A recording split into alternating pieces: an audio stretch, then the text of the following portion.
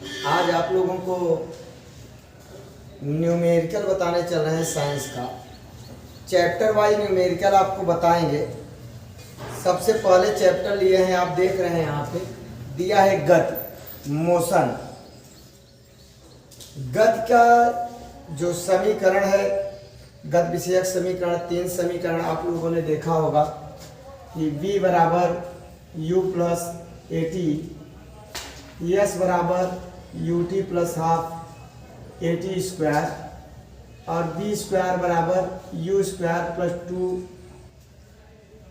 ए S, ये formula होता है। v का मतलब होता है बेटा लोग अंतिम वेग, u का मतलब प्रारंभिक वेग, p का मतलब टाइम है और a का मतलब एक्सेलरेशन। क्या होता है? एक्सेलरेशन, आई मीन त्वरण है। यस आपका दूरी है।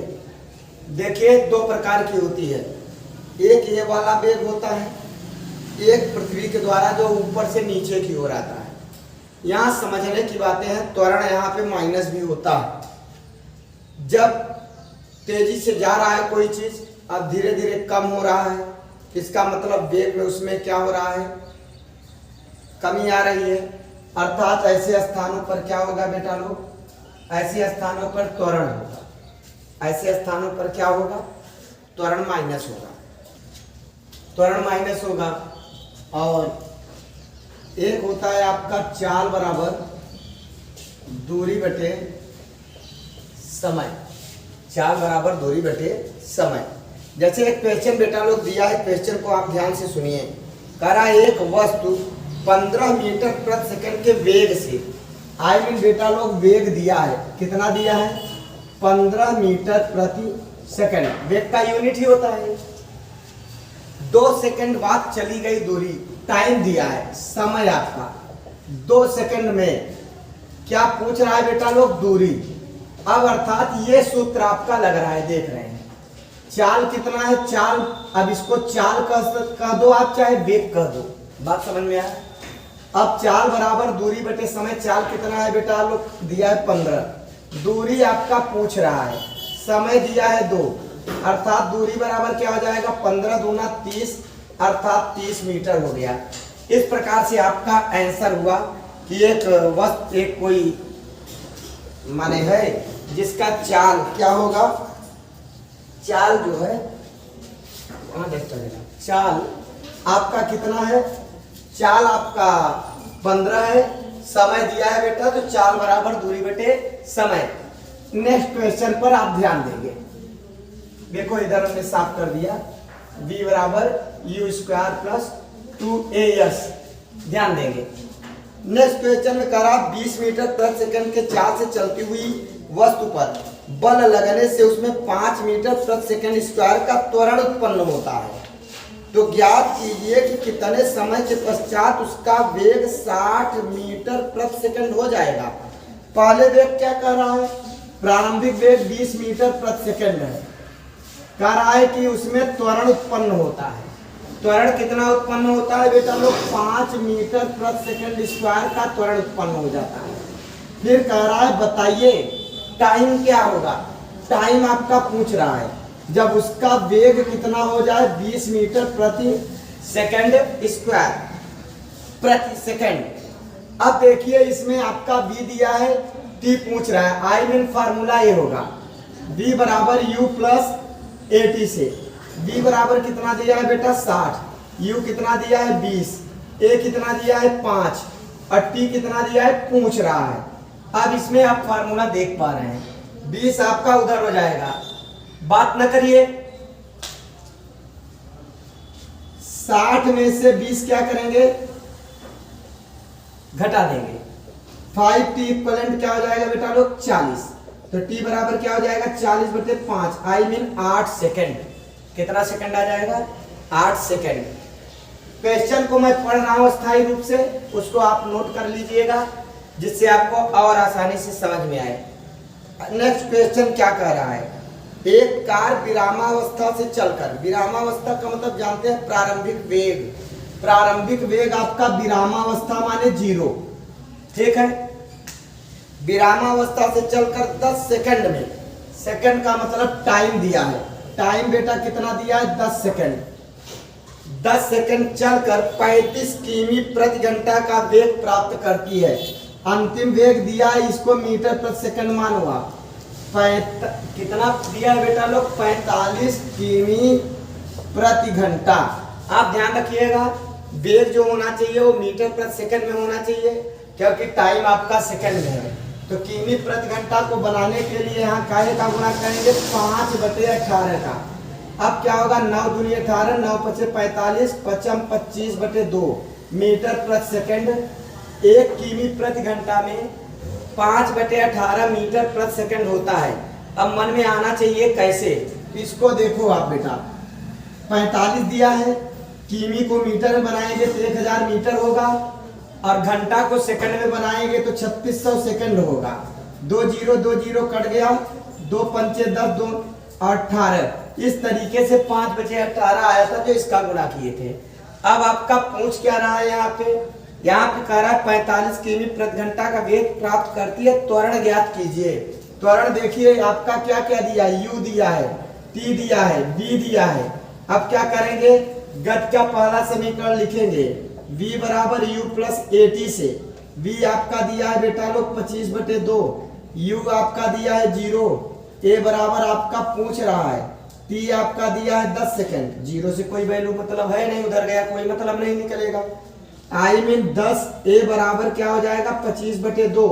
अब 10 का भाग दे देंगे, a बराबर क्या होगा? 25/2 गुणित 10, 5 × 25, 5 दूनी 10, अर्थात a बराबर आपका आ गया बेटा लोग 5/4। अब इतना भी आंसर हो सकता है मीटर प्रति सेकंड स्क्वायर। इसको 1.25 मीटर प्रति सेकंड स्क्वायर भी लिख सकते हैं। जैसा आपके बुक में आंसर दिया हो ऐसा करिए, आंसर दो के दोनों सही है। नेक्स्ट क्वेश्चन पर चलते हैं। आपको क्वेश्चन पढ़ दिया जा रहा है, ध्यान से सुनेंगे तो। क्वेश्चन दिया है, एक वस्तु है 6 मीटर प्रति सेकंड के वेग से तथा 1.5 मीटर प्रति सेकंड स्क्वायर के त्वरण से चलना प्रारंभ करती है। कितने समय में उसका वेग 15 मीटर प्रति सेकंड होगा? कह रहा है इस समय अंतराल में यह कितनी दूरी भी तय करेगी, ये भी पूछ रहा है। चलिए भैया दिया है, पहले कह रहा है 6 मीटर प्रति सेकंड स्क्वायर, 6 मीटर प्रति सेकंड से वेग दिया है। त्वरण कह रहा है 1.5 मीटर प्रति सेकंड स्क्वायर से, 1.5 मीटर प्रति सेकंड स्क्वायर के त्वरण से चलना प्रारंभ करती है। कितने समय में? टाइम पूछ रहा है, ठीक है, और पूछ रहा है 15 मीटर प्रति सेकंड होगा, अर्थात अंतिम वेग क्या होगा? 15 मीटर प्रति सेकंड, ठीक है। अब पहले उसके बाद दूरी भी पूछ रहा है, पहले टाइम निकालेंगे। अब देख रहे हैं गति के पहला समीकरण से ही काम हो रहा है। v पर रखेंगे 15, u पे कितना है बेटा लोग 6, a पर कितना है पूछ दिया है, और t पूछ रहा है 6 उधर ले जाओ, 1.5 t 15 - 6 उधर जाएगा, तो ले आने ले जाने में आपके क्वेश्चन पड़ा है, माइनस हो जाता है। तो 1.5 t इक्वलेंट 9, तो t इक्वलेंट 9/1.5। दशमलव का आप लोगों को भाग गुणा भाग पूरा डेसिमल पॉइंट का एक चैप्टर 2 चैप्टर हमारे पूरा 2 वीडियो में पढ़ाए हैं, उसको आप अच्छे से देख लो। 9 यहाँ पे एक 0 बढ़ जाएगा, दशमलव घट गया, 15 छक्का आई मीन क्या आ गया? t बराबर इतना सेकंड। अब आपका क्या पूछ रहा है बेटा लोग? कह रहा है कि दूरी बताइए, दूरी माने यश का मान। चलिए इसको लगा दो आप, इसको लगाएंगे तो क्या होगा? यश बराबर u के स्थान पे क्या रखेंगे बेटा? 6, और t के स्थान पे अभी अभी आया, कितना आया आपका? 6, अब प्लस a बराबर कितना दिया है? 1.5, और t कितना आया है बेटा? 6, 6 × 36, 15 छक्का 90, 9, दशमलव एक अंक बाद लग गया।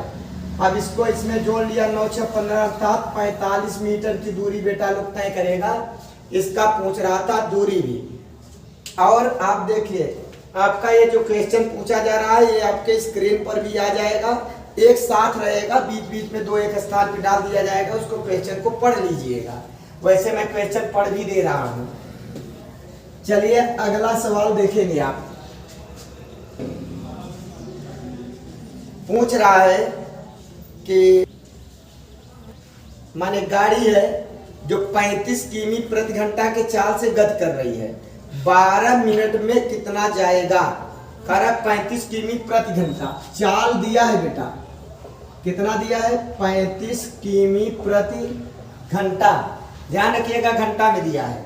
और कह रहा है समय दिया है, समय दिया है 12 मिनट में क्या पूछ रहा है बेटा लोग? दूरी। इसको कई प्रकार से लगा सकते हैं, एक एक नियम लगा दो। एक घंटा का मतलब समझते हो ना, कितना है? 60 मिनट। कह रहा चूंकि 60 मिनट में बेटा लोग 35 किमी जाता है, ऐसे कर दो तो 12 मिनट में ज्यादा जाएगा कि कम? डायरेक्टली 12 मिनट में कम जाएगा। कम के लिए कम का गुणा ज्यादा का भाग, इस तरफ 2 हो जाते हैं तो उसमें कम का गुणा ज्यादा का भाग, कम का गुणा करेंगे मतलब 12 गुणित 35 और ज्यादा का भाग करेंगे माने 60। 12 पंचे 60, 5 से भाग दे दो 7, अर्थात 7 किमी की दूरी वो तय करेगा। इस तरीके से आपका ये क्वेश्चन था और गति के समीकरण का।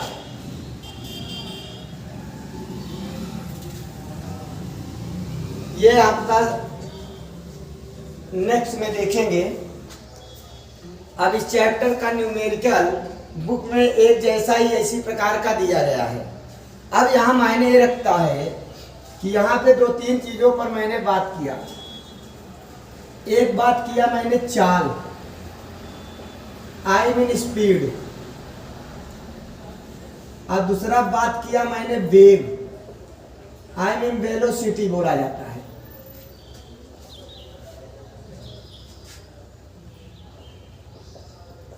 वेलोसिटी, चाल क्या है और वेग क्या है, इसको जानने के लिए आपको ध्यान रखना होगा कि दो के दोनों का जो यूनिट होता है बेटा, वो यूनिट क्या होता है दोनों का? मीटर प्रति सेकंड। आपने देखा होगा कि मैंने बार बार कहा मीटर प्रति सेकंड। तीसरा टॉपिक इसमें एक और था, त्वरण, त्वरण जिसको आपने ए से दर्शाया, जिसको एक्सेलरेशन बोला जाता है, आपको बताया गया। इन तीनों के बारे में भी जान ले, चूंकि न्यूमेरिकल लगाने चल रहे हैं तो न्यूमेरिकल लगा रहे हैं तो हमें इसके बारे में भी पता होना चाहिए। बेटा चाल का फार्मूला हमने आपको पहले ही लिखा, चाल बराबर होता है दूरी बटे समय। दूरी का मतलब है कि कोई एक वस्तु है, आपको बताए थे दूरी और विस्थापन में डिफरेंस बताए थे। कोई यदि एक गाड़ी है, मान लो कोई बाइक है, बाइक यहाँ से लेके मान लीजिए ये इलाहाबाद है और ये आपका क्या है बेटा लोग? कानपुर, और यहाँ से इसके बीच में मान लो 200 किलोमीटर का क्या है? डिफरेंस है। अब इसमें क्या होता है कि ये 5 घंटे में कोई गाड़ी जाती है, कई घंटे में बेटा लोग? 5 घंटे।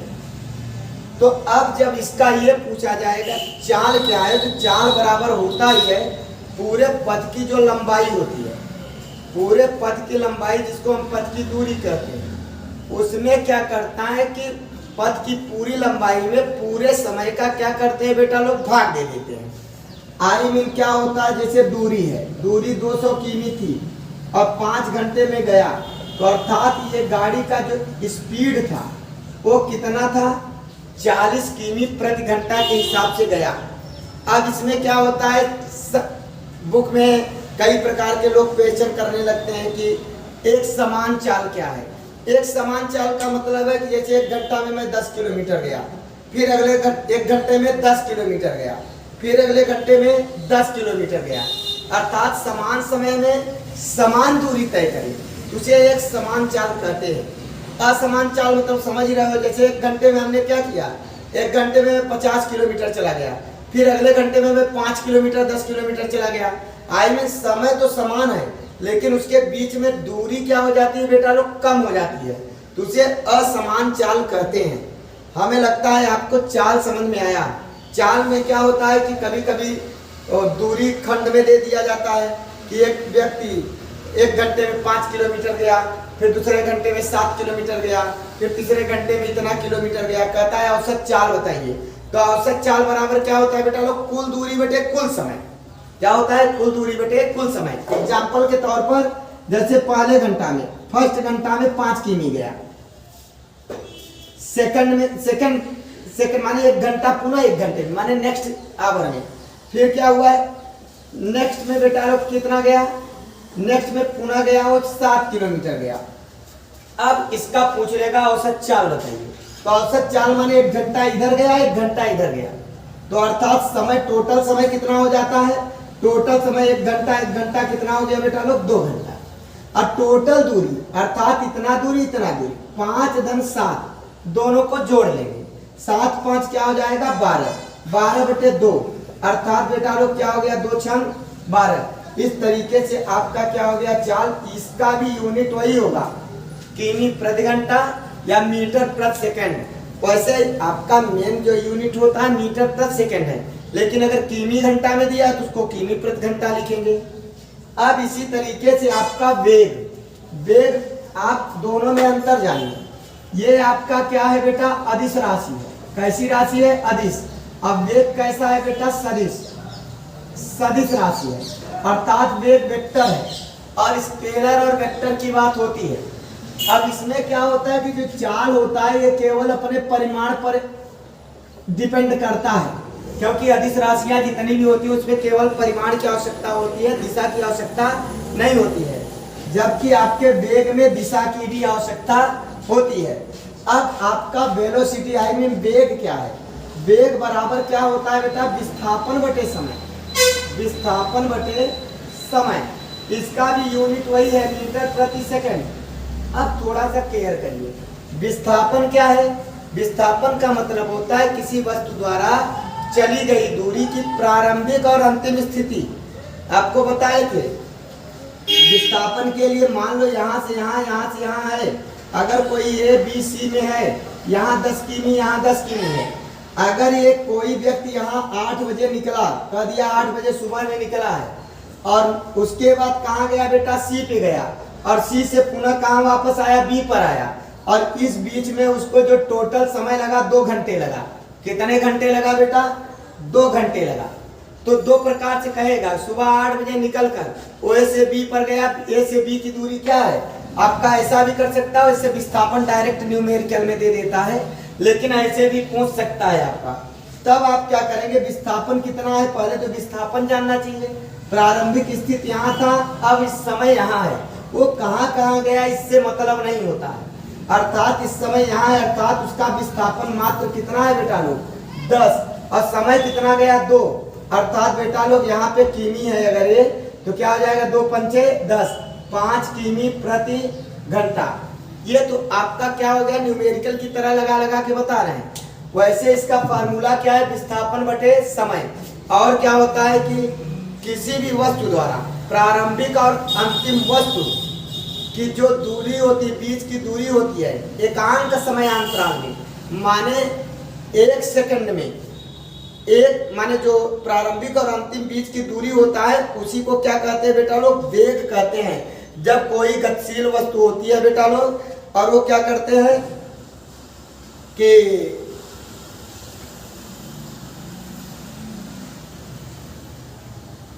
जस्ट मिनट, एकांक समयांतराल में जब वो चलते हैं तो एकांक समयांतराल में तय की गई दूरी को अब उसको विस्थापन कर सकते हैं। एकांक समयांतराल में तय की गई विस्थापन को अर्थात दूरी भी कहते हैं, लेकिन दूरी जरूर है, लंबाई में है उसका, लेकिन विस्थापन किसको कहते हैं आपको मैंने भली बात समझा दिया। मतलब उसका ये है, दूरी बोलने के लिए बोलिए, एक उसी को क्या कहते हैं बेटा लोग वेग कहते हैं। अब वेग में भी क्या होता है, एक समान वेग। एक समान वेग का मतलब क्या है कि पहले घंटे में कितना विस्थापन है, मान लीजिए 5 मीटर का विस्थापन है, मान लीजिए 1 घंटे में 5 किमी का विस्थापन है, अगले फिर 1 घंटे में 5 किमी का विस्थापन है, अर्थात समान समयांतराल में समान विस्थापन है, उसे क्या कहते हैं बेटा लोग एक समान वेग कहते हैं। और इसी तरीके से औसत वेग मतलब कुल विस्थापन बटे कुल समय हो जाता है। अब यहाँ पे आपका त्वरण क्या है, त्वरण को आप समझिए। मान लीजिए एक कलम है, इस कलम को मैंने ऊपर की तरफ फेंक दिया, अब देख रहे हैं कि कलम गया और पुनः मेरे हाथ में वापस आ गया, बात समझ रहे हैं। तो ये कलम का जो वेग था ये पहले तो बढ़ना शुरू हुआ, पहले स्थिर था 0 था, वेग प्रारंभिक वेग क्या है 0 है, अब कोई कोई ऐसे भी सवाल आ जाते हैं कि एक पत्थर को क्या करते हैं, फेंका जाता है, तो 2 मीटर प्रति सेकंड की स्पीड से फेंका जाता है। अब जब 2 मीटर प्रति सेकंड की स्पीड से फेंका गया अर्थात प्रारंभिक वेग 2 मीटर प्रति सेकंड हो गया, लेकिन ऊपर जाके एक वेग ऐसा आया, एक स्थान ऐसा है जहां वो क्या हुआ, 0 हो गया, अंतिम वेग 0 हो जाता है। बात समझ रहे हैं? तो यहाँ पे क्या होता है बेटा लोग कि जो त्वरण है, त्वरण में वेग परिवर्तन की दर जब ऊपर की ओर जा रहा है तो वेग में कमी आ रही है, अर्थात यहाँ पे त्वरण का ह्रास हो रहा है। जैसे ही ऊपर की ओर कोई वस्तु जा रहा है तो त्वरण का आंसर जब आएगा तो माइनस में आएगा, और ऊपर से जैसे ही नीचे की ओर आता है तब त्वरण में दिन प्रतिदिन क्या होता है, प्रति सेकंड की वृद्धि होता है। इसीलिए त्वरण पॉजिटिव निगेटिव दोनों हो जाते हैं। क्या हो जाता है बेटा, पॉजिटिव निगेटिव दोनों हो जाता है। अच्छा, त्वरण बराबर क्या होता है, वेग परिवर्तन का दर अर्थात वेग बटे समय होता है। आप ध्यान दीजिए, त्वरण बराबर क्या होता है बेटा लोग, त्वरण बराबर, अब देखिए जैसे इसी में त्वरण आप कर लो तो त्वरण इसी के आधार पर निकालते हैं आपका v बराबर u प्लस at है, त्वरण माने a है बेटा लोग। अब हम u को उधर ले जाएंगे, at v माइनस u। अब ये देख रहे हैं वेग का अंतर है, अंतिम वेग में से प्रारंभिक वेग को हमने घटा दिया और उसके बाद त्वरण का मतलब हुआ बेटा v minus u by T. I mean v में से u घटाए माने वेग डेल्टा v बाई टी, अर्थात यहाँ पे डेल्टा टी भी कर दीजिए। आई मीन यहाँ पे क्या हो गया, यहाँ पे आप देख रहे हैं कि वेग परिवर्तन की दर, जैसे इधर कहेगा समय क्या होता है, भाग हो जाता है, अर्थात 1 सेकंड में वेग में होने वाला परिवर्तन, 1 सेकंड में वेग में होने वाला परिवर्तन ही क्या कहलाता है बेटा, एक्सेलरेशन कहलाता है, त्वरण कहलाता है। आई होप समझ में आ रहा होगा। अब इसी में फिर जगह देगा एक समान त्वरण, असमान त्वरण, ये सब तो छोटी सी बातें हैं, पहले आपको जानना जरूरी है त्वरण। जैसे यहाँ पे होता है इसका यूनिट वेग और ऊपर वेग का यूनिट मीटर प्रति सेकंड होता है, और 1 सेकंड नीचे भी है 1 सेकंड, इसलिए इसका क्या हो जाता है बेटा लोग, मीटर प्रति सेकंड स्क्वायर हो जाता है। क्यों होता है, आपको यूनिट निकालना आना चाहिए, किसी का भी यूनिट उसके फार्मूला में ही रहता है। जैसे वेग परिवर्तन, कोई कहता है कि हम लोग कैसे याद करते हैं, क्यों भी जानिए हम लोग कैसे याद करते हैं, a बराबर डेल्टा v बाई टी। तब हम लोग, कोई कह दिया भैया वेग त्वरण का सूत्र बताओ, त्वरण किसे कहते हैं, फार्मूला बताओ, तो हम कहते हैं कि 1 सेकंड में वेग में परिवर्तन, 1 सेकंड में वेग में परिवर्तन, इसी को कहते हैं समय के साथ साथ वेग परिवर्तन की दर को क्या कहते हैं, त्वरण कहते हैं। वेग परिवर्तन की दर को क्या कहा जाता है, त्वरण कहा जाता है। आगे देखेंगे, अब आपका चाल समझ गए बेटा, वेग समझ गए, त्वरण समझ गए। समय एक ऐसा है जो हर स्थान पे वही रहता है, समय में कोई परिवर्तन नहीं होता है। अब दूरी के आप जानते ही हैं, पथ की लंबाई को दूरी कहते हैं, पथ की लंबाई को क्या कहते हैं, दूरी कहते हैं। तो ये सवाल आपको जो न्यूमेरिकल पहले बता दिया, उस न्यूमेरिकल को पढ़ने के पहले पहले इधर जानिए आप कि वेग कब कहाँ होता है। सबसे ज्यादा प्रॉब्लम यही होती है न्यूमेरिकल लगाते वक्त, यही। अभी क्वेश्चन पूरा आया नहीं उधर, आपके क्वेश्चन सरल सरल दिए गए हैं, इधर आपके ऐसे ही पूछा जाता है सवाल कि एक पत्थर को ऊपर की ओर उछाला जाता है, 2 मीटर प्रति सेकंड की स्पीड से उछाला जाता है, अब 5 सेकंड के बाद वापस आ जाता है, ऐसा भी देते हैं। आप जानिए बड़ा सिंपल सी बात है, जैसे अब पूछेगा दूरी कितना है, अब क्या पूछ लेगा, दूरी कितना है, ऐसा भी पूछ सकता है। या अब एक बात ध्यान रखिए, जैसे यहाँ पे पत्थर है, यहाँ से उछाला गया, यहाँ है, 5 सेकंड बाद वापस आया, अर्थात आने में भी 2.5 सेकंड लगा होगा, जाने में भी 2.5 सेकंड लगा होगा। आप ध्यान रखिएगा, समय जितना आने में ऊपर जाने में लगता है उतना ही समय नीचे आने में भी लगता है बेटा लोग। अर्थात इन सब टॉपिक पर एक दिन पुनः वीडियो बनाया जाएगा इसका, लेकिन इसको हमने मोटा मोटा, चूंकि बच्चों ने मुझसे कहा, पेट का एग्जाम था कुछ बच्चों का और उसमें साइंस का न्यूमेरिकल आना था, तो उसमें क्या पेट का नहीं, ग्रुप डी रेलवे, ध्यान रखिएगा, रेलवे का ग्रुप डी का या किसी का है एग्जाम, को मिला के उसमें क्या आता है, साइंस बहुत मोस्ट इम्पोर्टेंट है, तो इसलिए इसको थोड़ा सा वीडियो बनाया जा रहा है। बाकी आप लोगों के क्लास के लिए तो इम्पोर्टेंट है ही। क्लास कौन से क्लास, A to Z, कोई आप लोग जानिए, पढ़ रहे हो बेटा लोग, तो आप जानिए। कभी कभी कुछ लोग क्या कहते हैं कि जो मोशन वाला चैप्टर है वो हमारे में नहीं है, दूसरे के बुक का है। आप सोचो किसके बुक का, दूसरे के बुक का है। सभी साइंस भी किसी दूसरे का होता है क्या, मैथ भी किसी के दूसरे का बुक का होता है क्या? ऐसा कुछ नहीं है। ये जो आपका कोर्स बांटा गया है, ये छोटे छोटे टुकड़ों में बांटा गया, बंडल बनाया गया है कि आप पहले इतना सरल करिए, फिर इससे कठिन जाइए, फिर इससे जाइए, हार्ड हार्ड करते करते एक दिन ऐसा होता है कि आप जहां से शुरू किए थे वहां से लेके जहां पे खत्म कर रहे हो वहां तक का पूरा आपका है। आप समझिए, और जिस बच्चे को पूरा आता है, चाहे वो हिस्ट्री हो, चाहे जियोग्राफी हो, चाहे आपका कोई भी हो, कहने का मतलब, जब आपका जीरो से लेके पूरा जितनी पढ़ाई करते हो, जब पूरा एक हो जाता है, तब जाके बेटा लोग क्या होता है, एक अच्छे बच्चे का निर्माण होता है। और वो बच्चा क्या करता है, अपनी तरक्की के मार्ग पर आगे को बढ़ता है। और कभी भी ये मत सोचिए कि ये मेरे चैप्टर का नहीं, दूसरे के चैप्टर का है। जानकारी जितनी भी होती है वो सबका होता है, किसी एक व्यक्ति का जानकारी नहीं होता है। और जानकारी यथा है, जितना कर लीजिए उतना बेटर है। इस तरीके से आज आपको मोशन के बारे में, चाल, वेग, त्वरण की परिभाषा बताया। क्योंकि इस परिभाषा को जानते रहेंगे तो इसको भी आप जानेंगे और न्यूमेरिकल भी जानेंगे। अब एक दिन आप लोगों को इसको सत्यापित करके दिखाएंगे कि ये कैसे आपका गत विषयक समीकरण जो होते हैं कैसे बनते हैं। इसी समीकरण में और चीजें हो जाता है, जैसे यहीं पे आपका ऐसे भी हो जाता है माइनस, ये माइनस हो जाता है, ये माइनस हो जाता है। अब बोलते हैं कैसे माइनस हो जाता है, तो फार्मूला में याद करने की जरूरत नहीं है। जब त्वरण ऊपर की ओर जाएगा ना तो निश्चित ही त्वरण कम होगा, तब फार्मूला माइनस हो जाता है। कुछ लोग कहते हैं माइनस लगा के करो तो त्वरण प्लस आएगा। अब मैं कहता हूँ ऐसे करने की बहुत आवश्यकता, लेकिन अगर कोई पूछे इसका सूत्र बताओ, तब तो आप ऐसे बताओगे, त्वरण माइनस हो गया।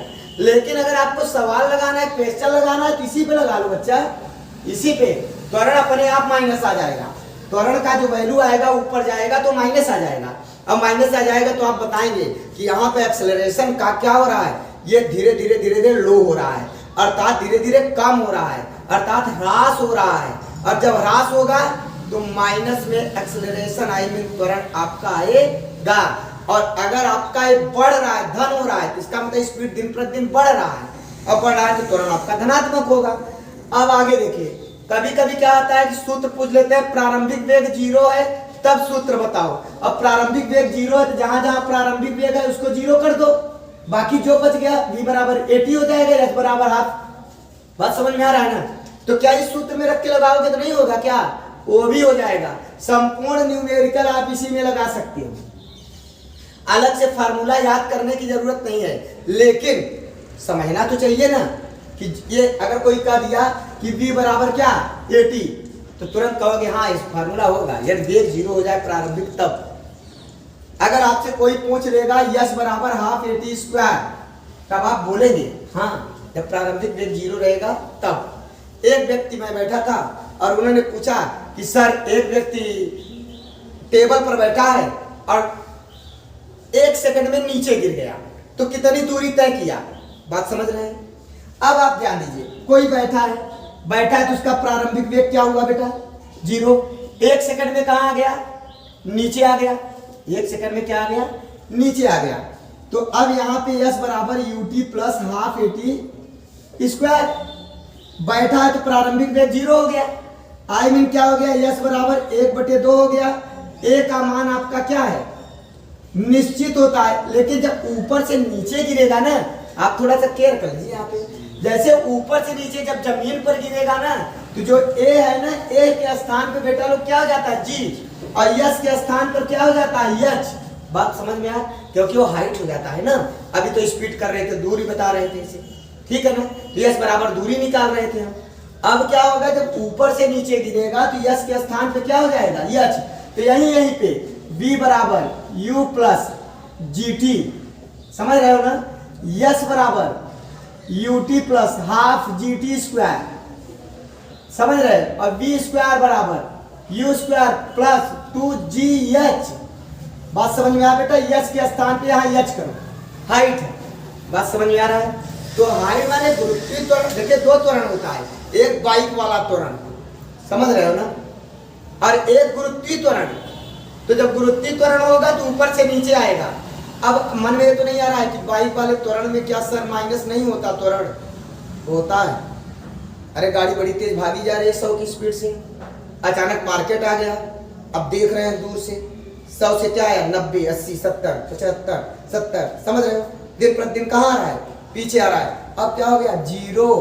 गाड़ी कैसे जीरो होगा? कोई आके खड़ा हो गया तो ब्रेक मार के खड़े हो गए ना। अब सोचे त्वरण जीरो हो गया। अब कोई कहेगा त्वरण जीरो हो गया सर वेग जीरो हो गया। अरे भैया वेग जीरो हो गया तो त्वरण तो अपने आप जीरो हो गया, क्योंकि त्वरण बराबर होता ही है। क्या होता है? अभी अभी बताए, वेग बटे समय। अब जब वेग जीरो हो गया तो जीरो हो गया तो त्वरण भी जीरो हो गया। तो अगर प्रत्यक्ष रूप से देखें, अब देखिए कई प्रकार का होता है, बड़ा वंडरफुल चैप्टर है। कभी कभी क्या होता है कि एक व्यक्ति बैठा रहता है और दूसरा व्यक्ति गति करता रहता है, मोशन नाम है इसका। तो बैठा वाला कहता है कि गाड़ी वाला गति कर रहा है और गाड़ी वाला देखता है कि बैठा वाला गति कर रहा है। हम बाइक चलाते हैं ना, देखते हैं सड़क भागा जा रहा है। अब सोचो सड़क भाग रहा है कि मैं भाग रहा हूं, अर्थात सड़क के सापेक्ष देखेंगे तो हम भाग रहे हैं, हमारे सापेक्ष देखोगे तो क्या भाग रहा है? सड़क भाग रहा है। ये आपके गति के सापेक्षता का नियम है जो आपको आगे चल के पढ़ाया जाएगा। ये तो बताए कि आपको लक्ष्य कहाँ था, लेकिन ये बताना इसलिए जरूरी हो गया कि बच्चा अगर इसका न्यूमेरिकल को आ जाए तो यदि उसके भाव को समझेगा तो न्यूमेरिकल को भी लगा लेगा। इसलिए आपको ये वीडियो बनाया गया और आई होप ये वीडियो आपको समझ में आया होगा। और ये सभी बच्चों के लिए इम्पोर्टेंट है, क्योंकि मोशन गति एक ऐसा चैप्टर है जो आपके लाइफ में है। अच्छा सोचो, हम गति करते हैं नहीं करते हैं? दिन दिन भर तो गति करते हैं कैसे? अच्छा बहुत सारी चीज है। हम गति करते चले जा रहे हैं, अचानक गिर गए, समझा था ना? स्लिप करके। कैसे गिर गए? स्लिप करके। अब सोचो पहले स्लिप करके गिर गए तो काहे गिर गए? कौन सा साइंस लगा यहाँ? आप जान लीजिए, अब आज के बाद जितना भी फिजिक्स पढ़ाएंगे सब दैनिक जीवन से जोड़कर, आपके दैनिक जीवन, आपके घर से पूरे दिनचर्या में एक एक चीजों में साइंस लगता है। पहला साइंस का ये आपको टॉपिक दिया गया, एक पॉइंट दिया गया कि एक व्यक्ति स्लिप जा रहा है, स्लिप करके गिर गया तो क्यों गिर गया? कौन सा साइंस लगा यहाँ, या कौन सा साइंस लगा यहाँ? कौन सा थ्योरम लग रहा है या कौन सा थ्योरम लग रहा है? इसको आप कमेंट में बताने का प्रयत्न करिएगा यदि आ रहा है तो, नहीं तो फिर मैं नेक्स्ट वीडियो में आपको इसका पूरा बताऊंगा कि कौन सा साइंस कैसा हो रहा है। इस तरीके से बेटा ये आपका मोशन था। और ये वीडियो आपको पसंद आया हो तो लाइक सब्सक्राइब करिए, अधिक से अधिक बच्चों के पास शेयर करिए। धन्यवाद।